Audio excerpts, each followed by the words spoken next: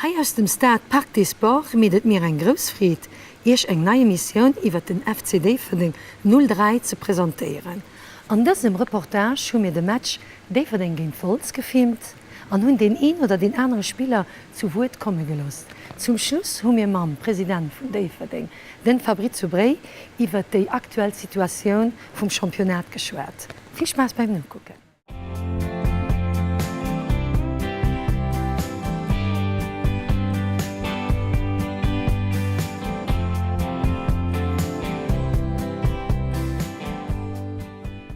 Für uns weisen wir ein paar Bilder über den Mensch gegen den FC Wils 71 und lauschen uns verschiedene Kommentare über diesen Match an. Nice that.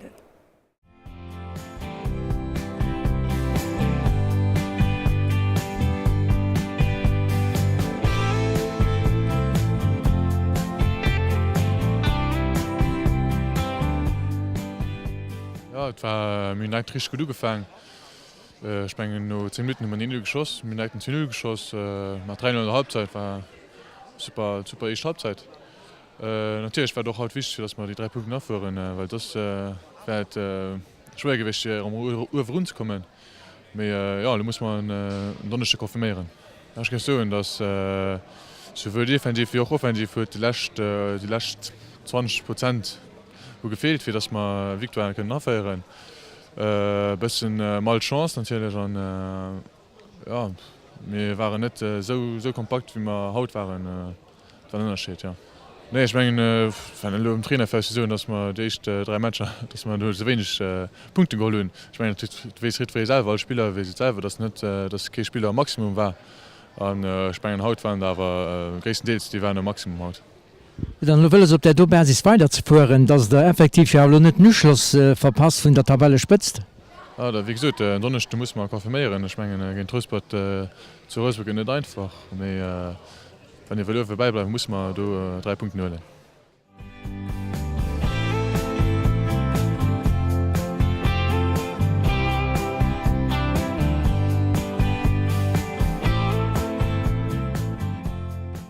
Ja, ich meine, wir haben heute die Menschen unter Druck. Wir haben heute Miste gewonnen, wir haben doch gemacht. Wir haben sogar überzeugt gemacht, wir haben 5:0 gewonnen, wir haben noch keine 10:3 gewonnen. Ich meine, als Goalkeeper 3 sicher Goalchancen rausgeholt. Wir hatten noch immens viel Goalchancen. Ich hoffe, dass heute der Knut geplatzt ist. Lo heißt es für den Donnerstag zu Rosbad not zu lehnen. Ja, ich meine, das ist ganz einfach. Wir mussten eine Serie machen, wir mussten so viele Matches gewonnen. Heute haben wir einen guten Anfang gemacht.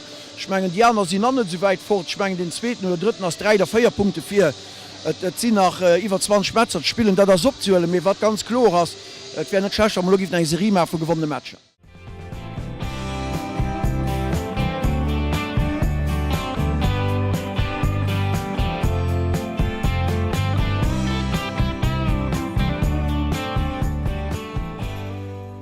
Und die Felicitation für heute der 5:0. Was war das, dass er so gut gespielt hat, dann die 3 Matches für drüben, also es nicht so richtig über die Bühne gegangen. Ja, also die 3 Matches für uns, die ersten haben wir komplett ratiert. Die zweite noch haben wir die erste Halbzeit gut gespielt und eine gute Halbzeit gemacht. Und die zweite Halbzeit haben wir ein bisschen angelost. Auch heute konnte ich erkennen, dass wir eine richtig gute erste Halbzeit gemacht haben. Und der zweite war ein bisschen schlecht, mit so einem Glück haben wir heute das Goalchance auch gemacht, sodass heute nicht mehr gebrannt ist. Hat er dann halt etwas Spezielles gemerkt, dass er wirklich so gut ans Spiel kommt, weil du gesehen hast, hat doch viel mehr einen Drang da. Ja, ich meine, mit 2 Punkten nur 3 Matches gehabt.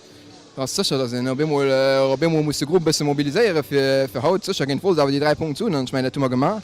Wir sind gut an den Match rangekommen, wir haben Schooler gemacht. Und denke, was wichtig ist, wenn wir sonst nicht so oft machen. Also ich meine, der Schlüssel heute zum Erfolg war, dass wir Schooler machen. Der Return, den der Leute auch gerne Equipen, weil der will beim 2. oder 3. Platz spielen. Ich meine, das geht ein bisschen wie schwierig nach. Ja, ich meine, wir haben 4 Matches gespielt, das ist viel an der Saison dran. Wir hatten einen schlechten Start erwischt, wir waren auch andere Equipen an der Saison letzter, wo sie vielleicht nicht so gut spielen, wo die dann ein paar Punkte verlieren, sodass wir noch immer einen europäischen Platz können visieren.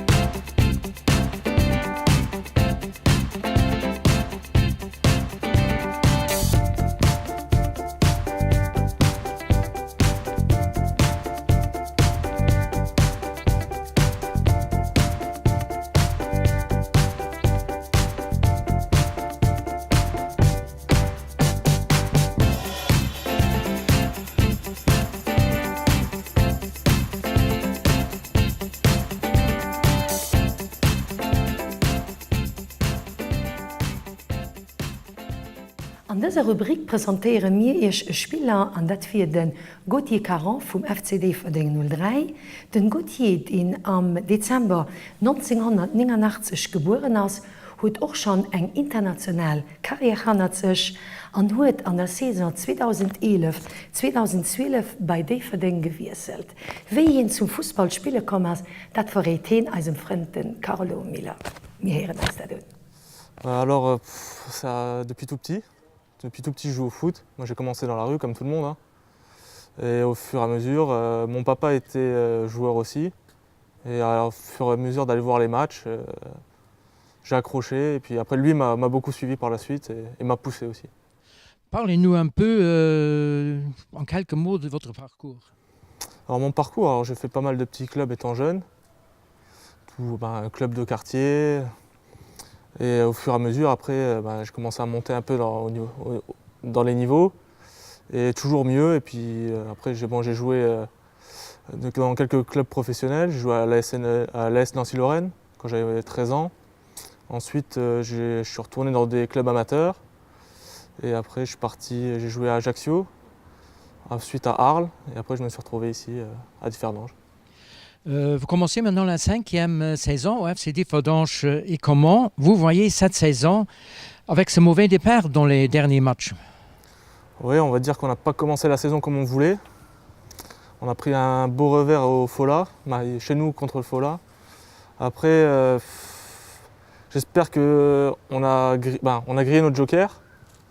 Maintenant, il faut essayer de faire sans faute, même si ça va être compliqué. Mais j'espère faire aussi bien, voire mieux que l'année passée. En regardant un mois maintenant en arrière, comment vous décrivez l'aventure de l'OIF à l'Europe League de cette année? Moi, je trouve que c'est un bon parcours. Après, ça a été compliqué. Balatown, c'était de notre niveau, même un peu moins bon que nous. On a eu cette chance de marquer à la 93e là-bas. Après, Trabzonspor, c'était vraiment au-dessus. Je pense qu'on n'a pas été ridicule sur les 2 matchs. Après, c'est les détails qui font qu'on passe ou qu'on ne passe pas. Quel point positif vous avez gardé de l'Europa League? Alors, les points positifs, il y en a tellement. Les voyages, l'ambiance, la cohésion du groupe, il y a beaucoup de points positifs. Ça renforce un groupe, ça renforce tout, en fait, l'Europa League. Ce qui permet de lancer une saison, même si ça n'a pas vraiment accroché au début de saison contre le Fola et contre les autres, mais ça renforce un groupe. Oui. Vous jouez comme attaquant. Quelles sont vos principales qualités et à quel point vous devez encore travailler? Après, principale qualité, je pense qu'au niveau de la taille, du jeu de tête, c'est pas, je m'en sors pas trop mal. Après, il y a des points à améliorer. Ils sont tous à améliorer, même de la tête, même si je suis correct de la tête. Après, tout ce qui est, oui, devant le but, il y a de quoi faire. Ouais. Quels sont les joueurs modèles qui vous inspirent ou qui sont vos préférés? Il y en a un paquet. Hein. En tant qu'attaquant, ancien attaquant, j'avais toujours comme modèle Thierry Henry. C'est ce qui se faisait de mieux à l'époque à Arsenal. Et après, maintenant, à l'heure d'aujourd'hui, c'est les Ronaldo, les Messi, tous ces grands joueurs qui, rien qu'en les regardant, on regarde et on apprend. Quoi. Marc Thomé, comme entraîneur, comment vous le décrivez? Alors, c'est un entraîneur assez strict. Il a ses idées sur le foot. Après, quand on ne fait pas ce qu'il demande, il s'énerve assez vite. Avec moi, il aime bien s'énerver. Mais oui, c'est un bon coach. Und da fragen wir den Marc Thomé, wie ihn der Gauthier Caron als Spieler und als Mensch gesagt? De Gauthier Caron als Spieler, das ein Mittelstürmer, ein Center, das ein großer Spieler, kapalstarke Spieler, schnelle Spieler, der bei Eiser Woche muss am Couloir aushelfen. Offensiv, das hat den letzten Saison ganz gut gemacht. Das Saison hat Gauthier mit Probleme, wie mehr alle Guten, die ganze Equipe hat Probleme, sodass Gauthier nicht immer angefangen hat. Mit Gauthier ist ein Spieler, auf den immer kann zählen, den immens goalgefährlich ist, an den noch ganz viel Arbeit für die Equipe möchte. Der Gauthier als Spieler, mit dem ich als Trainer ganz froh sind, auch wenn nur einen kleinen Day was, mit der Gauthier wird rauskommen. Und als Mensch? Den Gauthier kenne ich bëssen geht dacks mat Kipp van ma Igi geht mat, dats een ganz rouechen firsche kennengeleiert hunn, dat se ganz manéierlesche Jong den Orlo mittlerweile meng Schei am Land schafft, dat könnte mocht so gut, dats een Spieler den en Mënsch den immens ausgeglar ass, de fein ass manéieren huet an ich mein, se gin all ganz gut beim Gauthier. Dites-nous comment vous voyez la FC Differdange.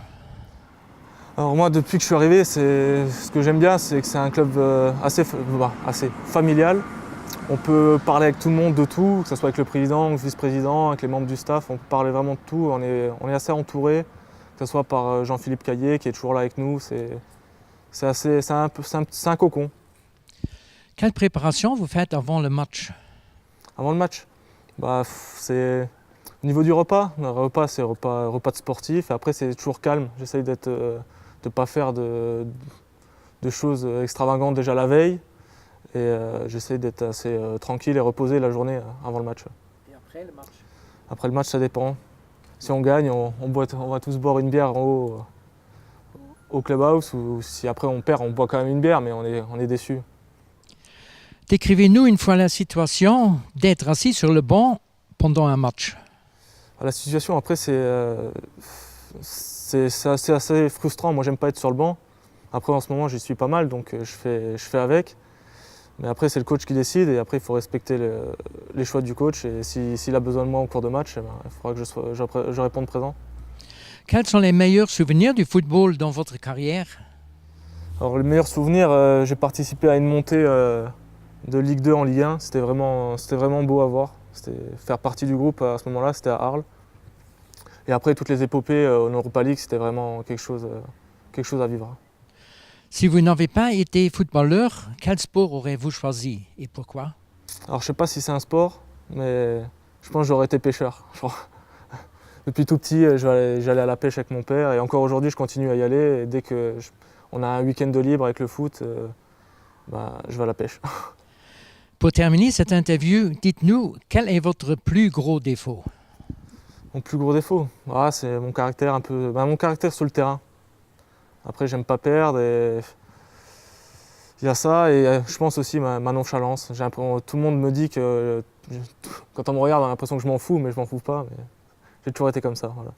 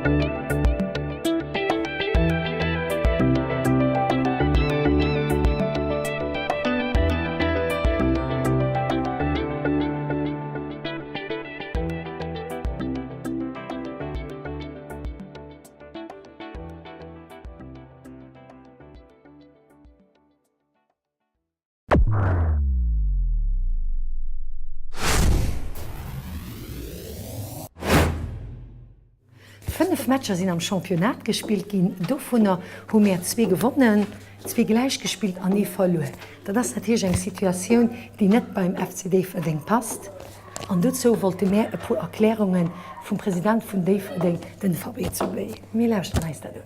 Das ist richtig, ganz positiv, als es nicht für uns an der neue Caesar zum Start kam. Ich meine, wir haben ein bisschen vielleicht mehr Punkte erwartet, aber das Ganze ist auch ein bisschen zu erklären. Nur eine Kampagne, eine Coupe d'Europe-Kampagne, die relativ gut aufgeschlossen ist von unserer Equipe. Ich meine, das war nicht evident, mental, physisch, für dann direkt nächste Match gegen Fola aufzutreten. Also, das war ich gi so echt am mentale Bereich wie gut physisch Bereich wo man do bisssen gelabt hunn an mar natürlich mir muss lo einfach positiv an Zukunft ragu. Du lo just gesot Kampagne fir Europa League war wirklich gut. Du no direkt gin Vorlawer dann sech bewer bese Match war direkt verlö an du noch nimi richtig hun Trolle kommt. Ja, das geht voll ich so nicht 20 Minuten, wo man bisschen verschluft hun, wo voll ganz gut gespielt huet an als du relativ unter Druck gesät huet an mir hun du bisschen gelabt. Du bin war 3-0 hannen. Du war de Match war fir mech klar. Den zweite Match Racing wie der Meinung, dass man aber do ein positives Resultat verdient hätten wie Goldchance mir do och. Defensivbereich eng domit gemer an die man Cash bezöllt. Voilà, das am Fußball. Ich mein, Spieler sie keine Maschinen, dat geht trägt ihnen einfach de Knäpchen an dann da geht dat vom selben. Sie wollen mit das einfach net gängen an ich mein, Reaktion war do gegen Rosebud ich mein, do kann ihn dann am positiv an dann Zukunft gucken. Rosebud an sich du der gewissen okay, die war 3-0 mehr effektiv no 3-2 oder nach gefangen zu zitteren. Dat war ja woch net ganz normal. Ja, das die Bestefer denke ich so. Ne? Nee, ich mengen eng ich Halbzeit 3-0 die einfach 2-0 Pader den 3-0 ass nie bestreckt und der zweite Halbzeit gefall vum Gonzo den in de Goal geschosset. Wir hatten den Match an Griff klar an Donno noch gouf vun den Rosebud all Respekt fir so eng Kipp, die zu Zing spielt an Schmenge mir wollten einfach bisssen de Match gerieren an dat das bin ganz schnell gänge, weil man Gege Goal geschosskrit hun an. Da muss ich dann de jungen bisschen kleinere Prosch machen vielleicht den manque de Konzentration an die Goalchancen die man hat net geschossen an das auch am Fußball kann in der Heinst du auch bezuelen klar am große ganze gi so dass der Match aber 3-2 verdient wo net schi zu Rosebud wënd ich mengen Rosebud das gibt dir 2-0 Punkten im Moment mir wat du gewiesen hun also für misch kein relegable.